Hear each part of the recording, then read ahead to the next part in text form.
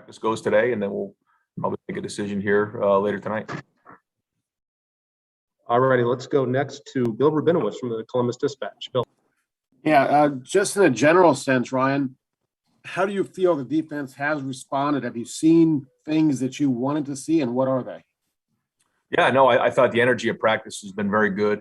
I've had a few, group meetings, and it's been good. And I think that the energy has been good. But now we got to go put it on the field, and it's not going to be something that just gets fixed overnight. I think the guys understand that, and we have to get out there with a bunch of energy and play aggressive. Do a great job tackling this week, and then we build it from there. And I think a lot of it has to do with confidence as well. So it started off so far on Tuesday and Wednesday with a lot of juice. We got to come back today with a really good practice. But, we'll find out what we got on Saturday. I mean, it's all about preparation. And then our test is when we get on the field and being a competitive excellence. So, that's what we're working towards right now. And I think so far there's been some positive practices. And, guys have been working at it. I think there's been some toughness. I think there's been a little bit of edge. I think guys have been grinding on each other a little bit. A little bit of friction is good. Certainly after coming off of a loss like that. Okay, next up, Austin Ward. Austin. Ryan, I'm not saying that you're going to do this or not do it, but I think that Matt Barnes in 2018 at Maryland was not the coordinator, but got to call plays during the game or did call plays. What would be the pros and cons of a setup like that if the coordinator is not the one maybe on the headset sending in a signal? Well, I mean, every situation is different. I think that what we have to do is try to figure out what makes the best sense for us in terms of, organizing the game plan and then calling the game on Saturday. And that's all that we're focused on right now. We can't worry about feelings. We can't worry about anything other than giving our guys the best situation to be successful. And that's what I'm trying to figure out. Ready, next up, Nathan Baird.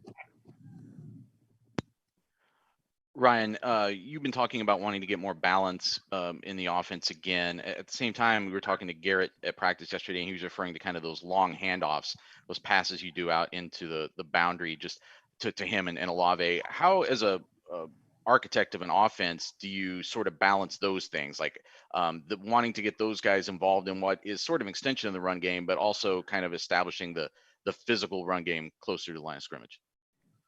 Well, I think when you are into third down situations, short yardage situations, for us last week, fourth down situations, and then when you get into the red zone, I mean, you have to be able to run the football, period. And then it also helps you control the game. But there are also ways that we just want to get the ball in space to our playmakers. I think that's maybe what Garrett was referring to. And we've done that a decent amount. I think that when you look at some of our run game, it happened a little bit in 18. I think that, on offense, when we, were throwing the ball on the perimeter, when they would load the box up with Dwayne, you saw a lot of those bubble screens. That was a big part. I think we had over 500 or 600 yards on bubble screens that year. We are throwing the ball on the perimeter a little bit more this season. And, we consider that part of the run game. But that's another conversation. The other part of it is, when it's time to run the football, we need to run the football. And, we'll do that by any means necessary, different personnel groupings, different schemes, using the quarterback. But we have to be able to do that, have the balance, because when we're balanced, then we're dangerous. And we weren't balanced enough on Saturday. Already go next to Joey Kaufman, Columbus Dispatch. Joey. Ryan, as far as the way coaches on defense are sorted out through press box or sideline, have you looked at? You said you're looking at everything this week. Is that something that you would consider at all for the way you position guys on the field versus the box? Yeah, for sure. And there most likely will be changes in that as well. Alrighty, next up, Jared Smalley. Jared. Ryan, a question about the safety position. You were just talking on your radio show about Josh and what that loss is. Now, if you've gone through the week and trying to reconfigure some things and understanding the responsibility on whoever plays that position, how has that progress gone this week? And do you have a couple guys in mind who you think might be able to convert and give you some snaps there? Yeah, I know. I mean, Bryson obviously is a guy that we have. Marcus Hooker's there. We've also looked at Ryan Watts, maybe also playing some safety position, for us. Court Williams. So we have a couple guys in there that we're considering because this is going to have to be a long-term fix. Next up, we'll go to Tim May. Tim. Ryan, as you did your deep dive into the defense, how much of it, your first couple of days, how much of it was guys maybe just not getting lined up right a lot, and how much of it was just hesitancy about what they were seeing in front of them, et cetera? I didn't see guys not getting lined up. For the most part, I thought we did get lined up. I did see a little bit of hesitancy at times, and just not getting the job done.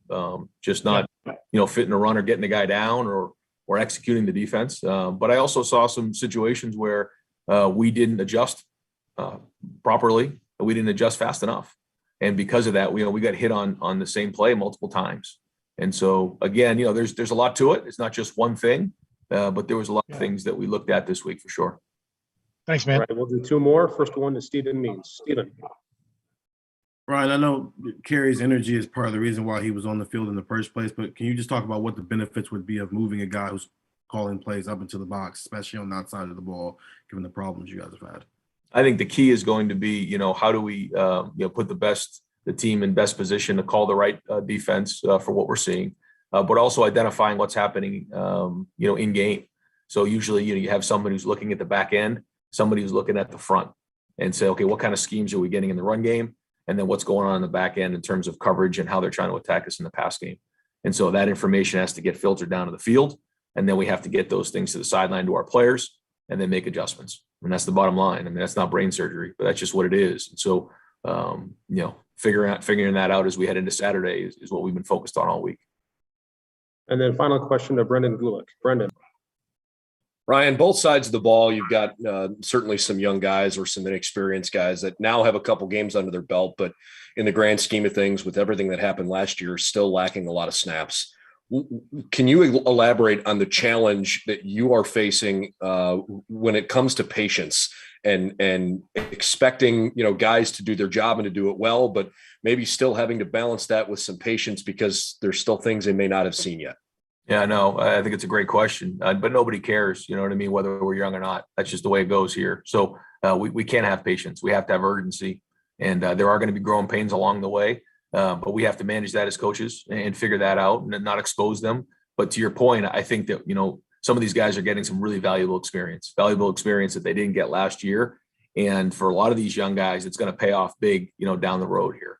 But along the way, we can't be losing games. So we got to get it figured out and have that urgency and get those guys on the field and keep learning from it. Really talk about three things. You prepare for the game, you compete during the game, and then you learn from the game.